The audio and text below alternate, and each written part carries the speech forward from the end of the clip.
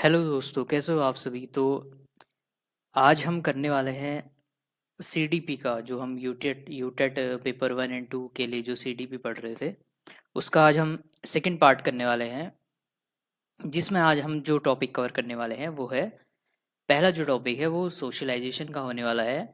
दूसरा topic characteristics of socialisation, इसकी क्या क्या विशेषताएं हैं, क्या क्या गुण हैं, वो हम देखने वाले हैं। तीसरा टाइप्स ऑफ सोशलाइजेशन, सोशलाइजेशन के क्या प्रकार हैं, सोशलाइजेशन यानी जो सामाजिकरण है उसके क्या क्या प्रकार हैं वो हम देखने वाले हैं। चौथा हम देखेंगे इसके एजेंट्स, इसे हिंदी में भी एजेंट्स ही कहते हैं, तो सामाजिकरण के जो एजेंट्स हैं वो हम देखेंगे कि क्या क्या एजेंट है। अगला हम देखेंगे कि सोशलाइजेशन यानी सामाजिकरण में एक शिक्षक, एक टीचर की क्या भूमिका होती है, उसका क्या रोल होता है, वो हम टॉपिक यहाँ पर कवर करने वाले हैं। तो ये छोटा सा टॉपिक होने वाला है सोशलाइजेशन। इससे रिलेटेड सभी टॉपिक कवर करे जाएंगे और इससे आने वाले सभी जो भी प्रश्न एग्जाम में आएंगे वो हम यहाँ से टैकल कर सकते हैं। ठीक है, तो चलिए शुरू करते हैं इस टॉपिक को। नाम है सोशलाइजेशन यानी सामाजिकरण। तो सबसे पहले हम पढ़ते हैं क्या सोशलाइजेशन होता है, सामाजिकरण की प्रक्रिया क्या है।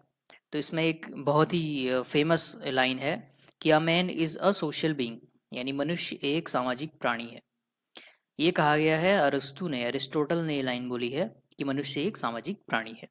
यानी कोई भी मनुष्य होता है उसे अगर सर्वाइव करना है, वो सिर्फ खाना पानी ये उसकी बेसिक नीड्स हैं, लेकिन इसके साथ साथ उसे समाज के साथ किस तरीके से रहना है, सामाजिकरण जो उसका होना है, वो एक बहुत ही महत्वपूर्ण प्रक्रिया है। तो इसकी एक डेफिनेशन देख लेते हैं। Socialisation is a life long process by which children learn the values, behaviour, norms and social skills appropriate to their society.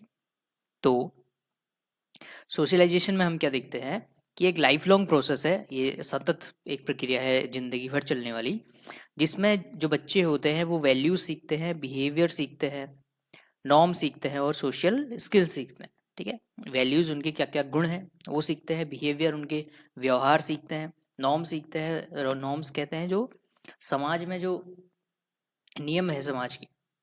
ठीक है, सोशल स्किल्स यानी सामाजिक जो कौशल है वो सीखते हैं अपनी सोसाइटी के अनुसार।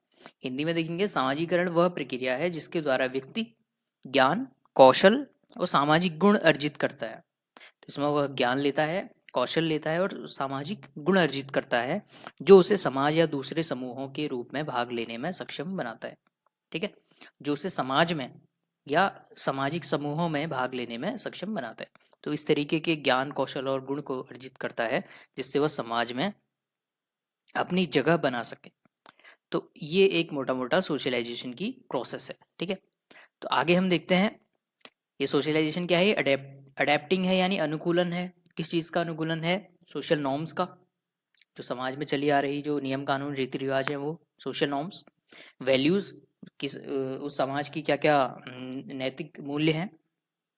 और कल्चर, उसकी क्या संस्कृति है, संस्कृति के अनुसार भी सोशलाइजेशन होता है। अलग अलग संस्कृतियों का समाज अलग अलग होता है। तो कोई व्यक्ति अगर किसी विशेष प्रकार की संस्कृति में रहता है तो उस तरीके से अपने आप को सोशलाइज कर लेता है। ठीक है, तो मेनली अडेप्टेशन होता है तीन चीज़ों का, सोशल नॉर्म्स जो है, वैल्यूज हैं और कल्चर है। ठीक है, तो इन तीन चीज़ों का अनुकूलन यानी अडेप्टेशन होता है सोशलाइजेशन, सामाजिकरण की प्रक्रिया। ठीक है, आगे देखते हैं कैरेक्टरिस्टिक्स ऑफ सोशलाइजेशन क्या है, यानी सोशलाइजेशन के गुण क्या हैं, विशेषताएं क्या हैं इसकी। तो सबसे पहली जो विशेषता हम देखते हैं कि सामाजिकरण एक सतत प्रक्रिया है, यह एक कंटिन्यूअस प्रोसेस है। जैसा हमने डेफिनेशन में भी देखा था कि जो सामाजिकरण है वह लाइफ लॉन्ग प्रोसेस है, कंटिन्यूअस, हमेशा बचपन से जन्म से मृत्यु तक। ठीक है, जब से बच्चा पैदा होता है और जब तक उसकी मृत्यु नहीं हो जाती, वह लगातार सामाजिकरण के प्रभाव में रहता है। ठीक है, उस पर लगातार सामाजिकरण का प्रभाव पड़ता रहता है। तो यह एक सतत प्रक्रिया है, तो यह इसका एक गुण है। ठीक है, इसमें हम देख लेंगे कि यह एक सतत कंटिन्यूअस प्रोसेस है। अगला हम देखते हैं कि जो सामाजिकरण है यह औपचारिक और अनौपचारिक दोनों रूपों में होता है, यानी फॉर्मल और इनफॉर्मल, ये दोनों रूपों में यहाँ पर होगा। ठीक है, और फॉर्मल इनफॉर्मल अगर किसे कहें तो फॉर्मल यानी औपचारिक रूप से सामाजिकरण किसे कहेंगे, जहाँ पर जो बच्चा है वह सक्रिय है, वह डायरेक्ट सीख रहा है। ठीक है, जैसे स्कूल में हम माने तो स्कूल में जो सोशलाइजेशन हो रहा है वह एक औपचारिक फॉर्मल तरीके से है। अनौपचारिक यहाँ पर इनडायरेक्टली जो बच्चा सीख रहा है। ठीक है। अगला, यह हमें अनुशासित करता है। जब सोशलाइजेशन अगर किसी व्यक्ति का होता है, वो जो सामाजिक नियम कानून सीखता है, तो इससे बच्चे में अनुशासन आता है। तो सोशलाइजेशन का एक महत्व भी अगर हम देखें तो बच्चों में अनुशासन का लाना एक सोशलाइजेशन का महत्वपूर्ण कार्य भी होता है। अगला जो पॉइंट हम देखेंगे कि सोशलाइजेशन एक्टिव और पैसिव दोनों टाइप का होता है। एक्टिव यानी जो सक्रिय सामाजिकरण, और पैसिव यानी निष्क्रिय सामाजिकरण। एक्टिव सोशलाइजेशन में क्या होगा? एक्टिव सोशलाइजेशन में जो बच्चा है वह डायरेक्ट रूप से सम्मिलित रहता है, यानी जैसे अपने परिवार वालों के साथ, ठीक है, या किसी फंक्शन में बच्चा जिसमें प्रतिभाग कर रहा है एक्टिव रूप से, ठीक है, सक्रिय रूप से प्रतिभाग कर रहा है, वहां पर उसका जो सोशलाइजेशन होगा वो डायरेक्ट सोशलाइजेशन यानी एक्टिव सोशलाइजेशन होगा। दूसरा जो सोशलाइजेशन है पैसिव सोशलाइजेशन यानी इनडायरेक्ट। जैसे इसका एक फेमस एग्जांपल है पब्लिक लाइब्रेरी। ये क्वेश्चन भी आता है कि अगर बच्चा पब्लिक लाइब्रेरी में बैठा है तो वहाँ उस पर किस तरीके का सामाजिकरण हो रहा है? तो वहाँ पर एक पैसिव सोशलाइजेशन है, ठीक है, एक निष्क्रिय सामाजिकरण हो रहा है। क्योंकि जब वो लाइब्रेरी में बैठा है तो वह किसी भी प्रकार की प्रक्रिया में सम्मिलित नहीं है, वह बस बैठा है और ऑब्जर्व कर रहा है, और उस वह बैठे बैठे चीज़ों को यह सीख जाता है कि एक लाइब्रेरी में, एक पुस्तकालय में किस तरीके का व्यवहार करना चाहिए। तो बिना किसी डायरेक्ट प्रक्रिया में सम्मिलित हुए वह यह सीख रहा है कि पब्लिक पुस्तकालय में किस तरीके का व्यवहार करना चाहिए। तो यह एक पैसिव सोशलाइजेशन यानी निष्क्रिय सामाजिकरण की प्रक्रिया कहलाएगी। ठीक है, तो जहाँ पर सक्रिय रूप से एक्टिव नहीं है, इनडायरेक्टली सीख रहा है, पैसिव सोशलाइजेशन। ठीक है, आगे देखते हैं। आई होप ये समझ में आ गया होगा। अगला है टाइप्स ऑफ सोशलाइजेशन। सोशलाइजेशन के सामाजिकरण के क्या क्या प्रकार हैं वो हम देखेंगे। तो इसमें पहला जो आता है वो है प्राइमरी सोशलाइजेशन। यहाँ पर स्पेलिंग थोड़ा गड़बड़ है, प्राइमरी सोशलाइजेशन। ठीक है, प्राइमरी सोशलाइजेशन यानी प्राथमिक सामाजिकरण। प्राथमिक यानी क्या है? ये प्राइमरी है, यह सबसे पहले होता है। परिवार से जब बच्चा सीखता है तो यह प्राइमरी सोशलाइजेशन में आता है।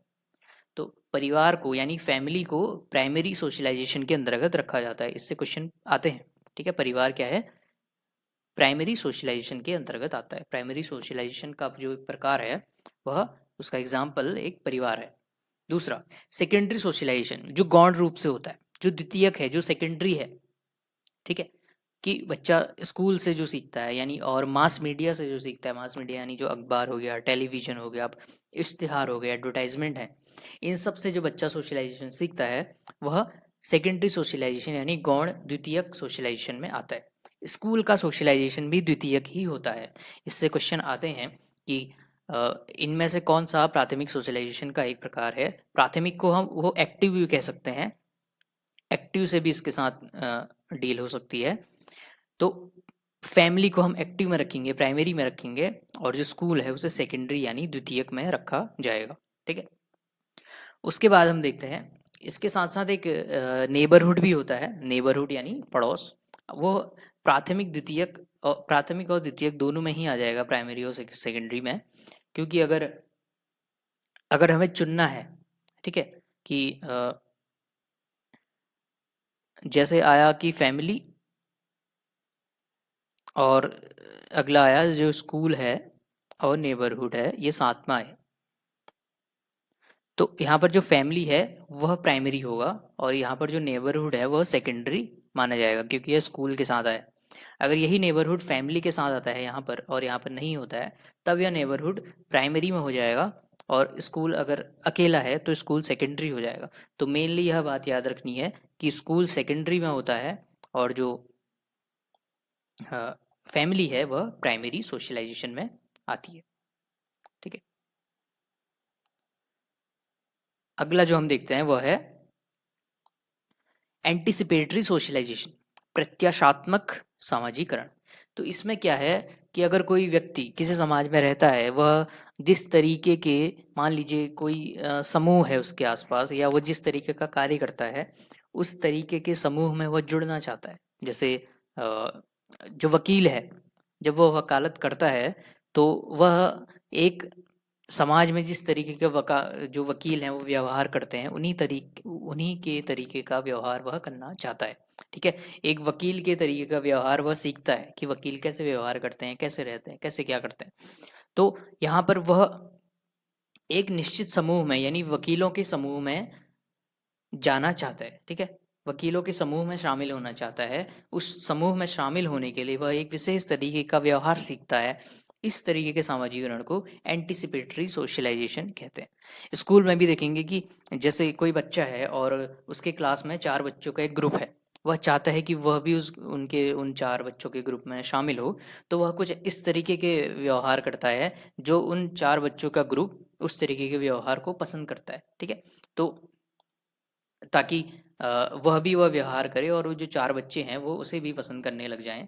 तो इस तरीके का जो व्यवहार है वो अपने व्यवहार में परिवर्तन कर रहा है, वो एंटिसिपेटरी सोशलाइज़ेशन यानी प्रत्याशात्मक सामाजिकरण के अंदर आएगा। अगला इसमें एक और देखते हैं हम री-सोशलाइज़ेशन। ये मेनली 2 ही टाइप है, प्राइमरी और सेकेंडरी। ये सोशलाइज़ेशन का एक अतिरिक्त हम रूप कह सकते हैं, री-सोशलाइज़ेशन, पुनः सामाजिकरण। इसमें क्या होता है कि जब व्यक्ति पहले से ही उसमें सामाजिक गुण हैं, ठीक है, वह सामाजिकृत हो चुका है पहले से ही, लेकिन वह एक समाज से दूसरे समाज में जब जाता है, तो वह दूसरे समाज के कुछ गुण सीखता है, दूसरे समाज में ढलने की कोशिश करता है, वहाँ उसका पुनः सामाजिकरण होता है। इसी को री-सोशलाइज़ेशन कहते हैं। जैसे कोई व्यक्ति है, वह नॉर्मल जब अपनी ज़िंदगी जीता है, तो वह अपने आस-पास के समाज में सामाजिकृत हो चुका है, उसका सामाजिकरण हो चुका है।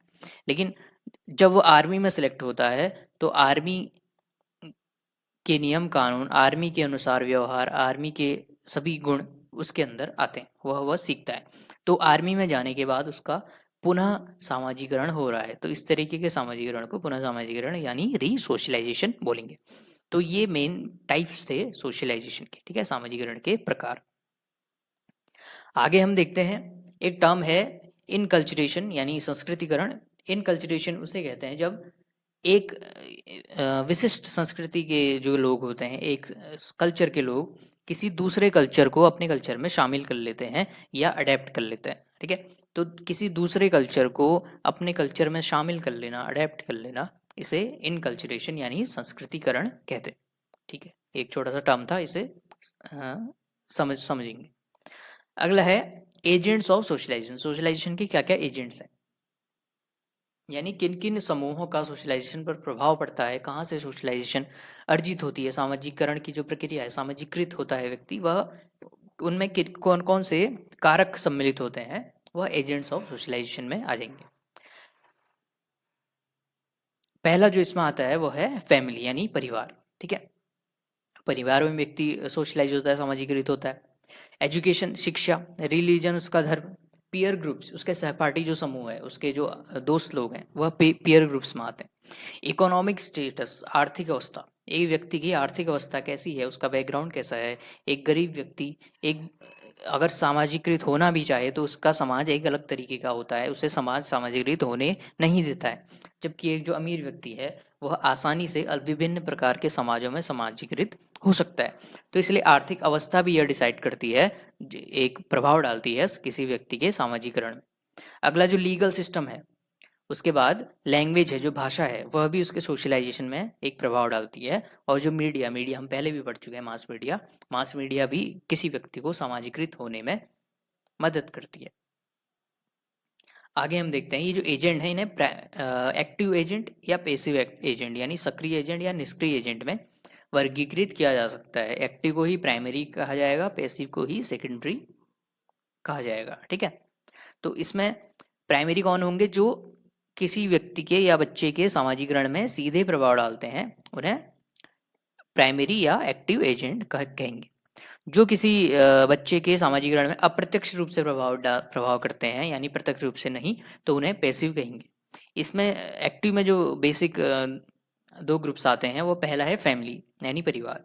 परिवार किसी व्यक्ति के सामाजिकरण में क्या क्या असर डालता है, वो उसकी बेसिक हैबिट्स को निर्धारित करता है, बेसिक हैबिट सिखाता है उससे। ठीक है, रोज की जो रोजमर्रा की आदतें हैं वो सिखाता है, वैल्यूज सिखाता है, उसके मूल्य सिखाता है कि हमें किस तरीके के काम करने चाहिए, कैसा नहीं करना चाहिए, क्या अच्छा है क्या बुरा है, यह सिखाता है। इमोशनल सिक्योरिटी देता है कि बच्चे को एक यह रहता है कि उसके साथ कोई है, उसका परिवार है उसके साथ, तो इस तरीके की इमोशनल सिक्योरिटी उसके बाद रहती है। बिलीफ सिखाता है, अलग अलग तरीके के परिवार अपने बच्चों को अलग अलग तरीके के बिलीफ सिखाते हैं। ठीक है, उसके बाद लैंग्वेज डेवलपमेंट, बच्चे ये इंपॉर्टेंट है, जो बच्चे का भाषा का विकास होता है वह उसके परिवार के द्वारा ही होता है। तो सामाजिकरण के अंतर्गत जो लैंग्वेज डेवलपमेंट, भाषा का विकास होगा, वह उसके फैमिली के थ्रू होगा। ठीक है, सेकंड हम देखेंगे उसके फ्रेंड्स और पीयर ग्रुप। फ्रेंड्स भी एक्टिव एजेंट के अंदर ही आते हैं। अब ये पीयर ग्रुप्स यानी जो दोस्त हैं वह किस तरीके के सामाजिकरण में उसका प्रभाव डालते हैं, वह कम्युनिकेशन में उसका प्रभाव डालते हैं। बच्चे अपने दोस्तों के साथ बोलना सीखते हैं और काफ़ी सारी बातें सर्वाधिक जो परिवार के बाद जो बातें हैं वो अपने दोस्तों के साथ ही होती हैं। तो कम्युनिकेशन के द्वारा उसको हेल्प करते हैं। कॉपरेशन यानी सहयोग के द्वारा हेल्प करते हैं। बच्चे कॉपरेशन करना सीखते हैं अपने दोस्तों के साथ, शेयरिंग करना सीखते हैं अपने दोस्तों के साथ।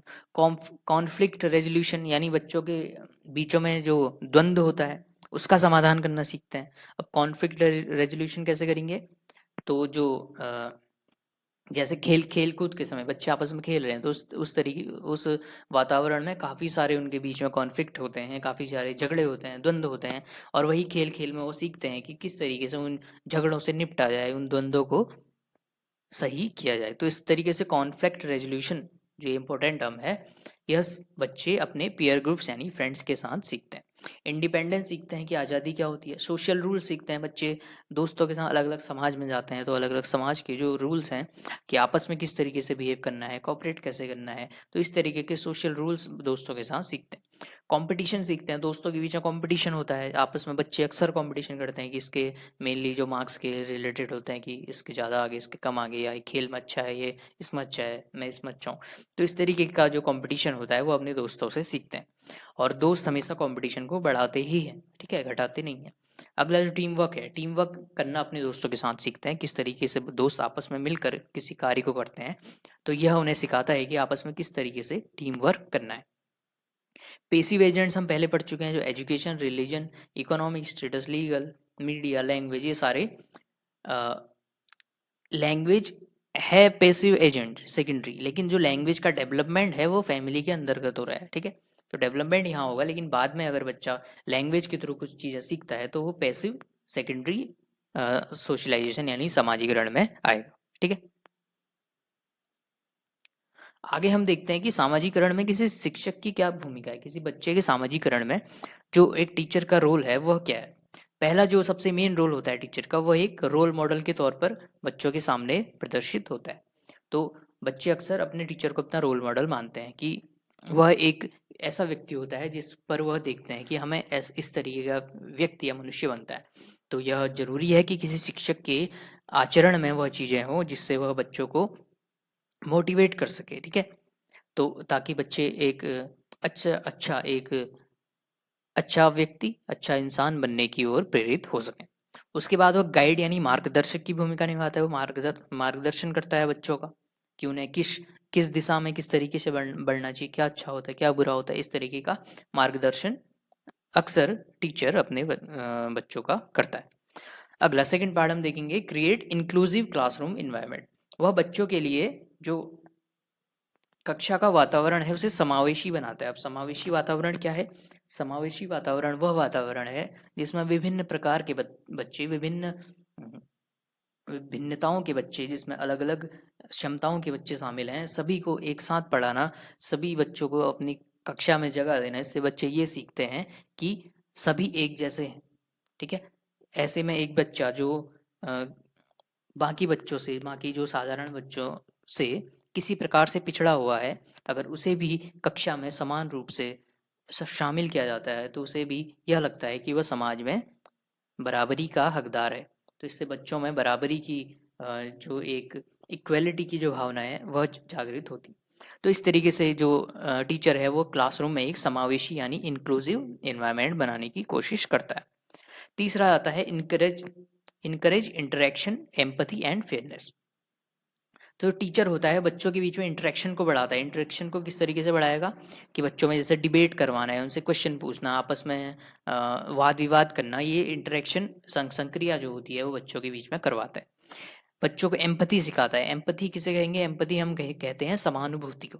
तो एम्पैथी और सिंपैथी में फ़र्क है। सिंपैथी सहानुभूति होती है, एम्पैथी समानुभूति होती है।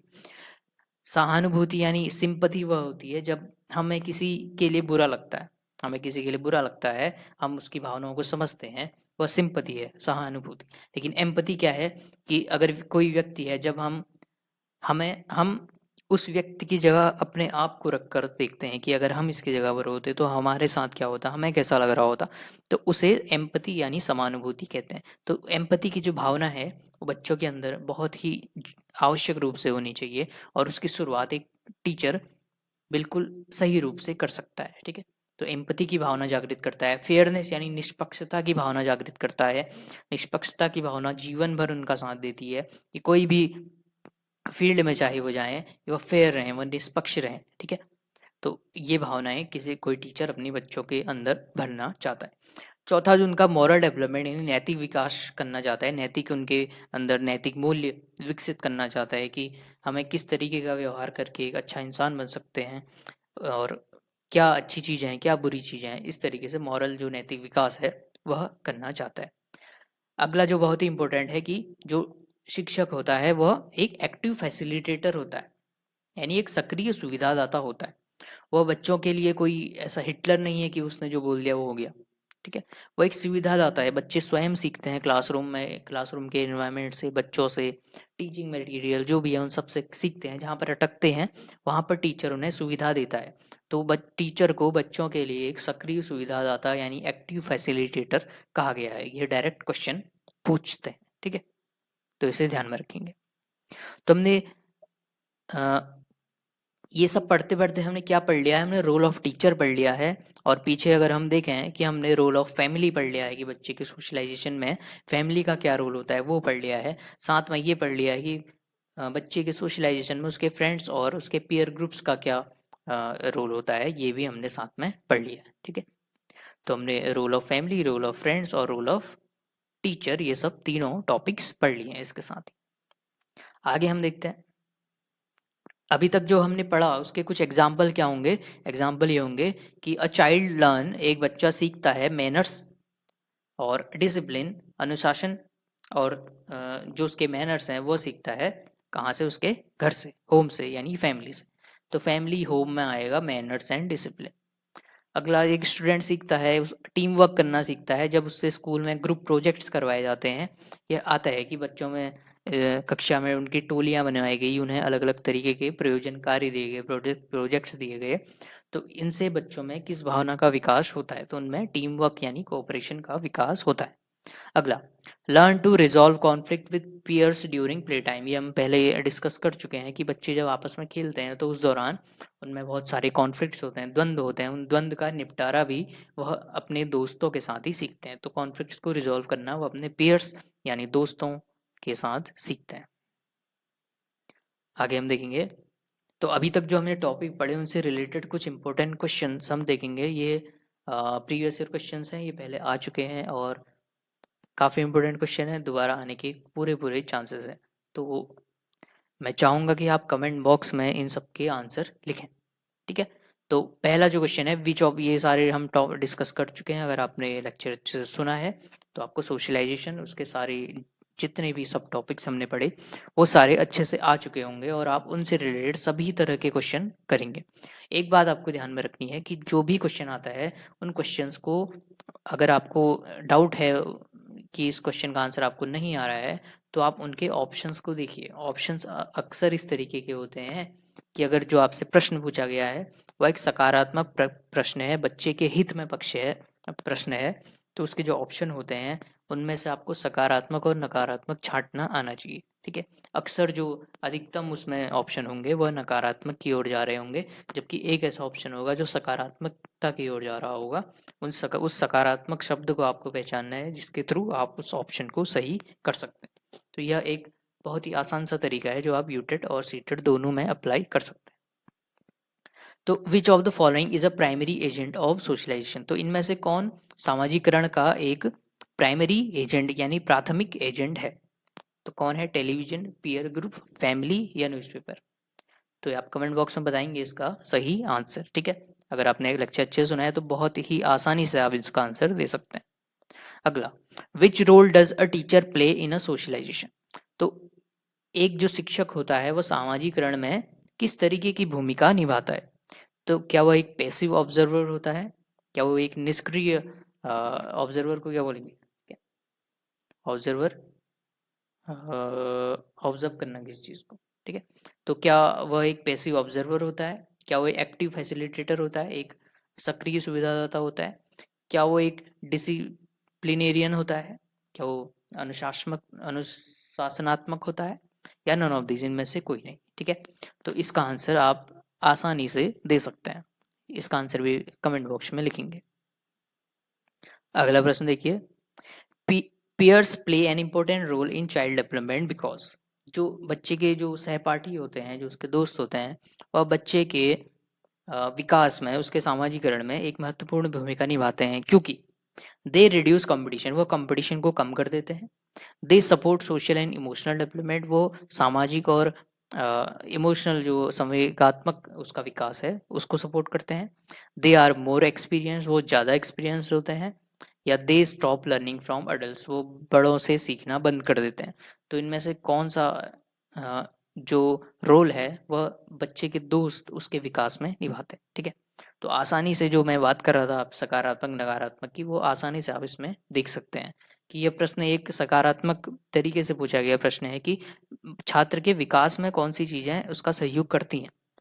तो इसमें रिड्यूस कंपटीशन, कंपटीशन घटा कैसे सकते हैं, ये नेगेटिव चीज़ हो गई, ठीक है, इसको हम आसानी से गलत कर सकते हैं। They support social and emotional development, ये पॉजिटिव चीज़ है, ठीक है, देखते हैं। दे आर मोर एक्सपीरियंस, ये एक्सपीरियंस कैसे हो सकते हैं उससे ज़्यादा, क्योंकि उसके सहपाठी हैं, पीयर्स हैं, तो वो ज़्यादा एक्सपीरियंस कैसे हो सकते हैं, ये गलत है। अगला, they stop learning from adult, they stop learning, ये सारे नेगेटिव वर्ड्स हैं, ये गलत हो गया, तो एक ही ऑप्शन बचा जो कि यहाँ पर सही ऑप्शन है, ठीक है। आगे देखते हैं,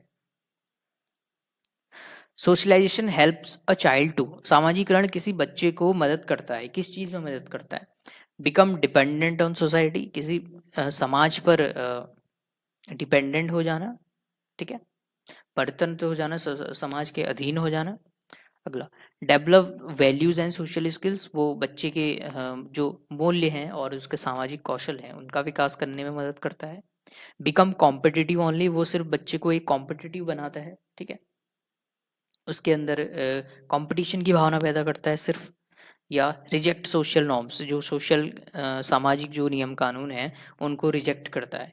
तो इसमें भी आप पॉजिटिव नेगेटिव लगा करके आसानी से बता सकते हैं कि इसका आंसर क्या है, और आपने अगर लेक्चर सुना है तब तो और भी आसानी से इसका जवाब दे सकते हैं। तो मैं चाहूँगा आप इसका जवाब भी कमेंट बॉक्स में दें।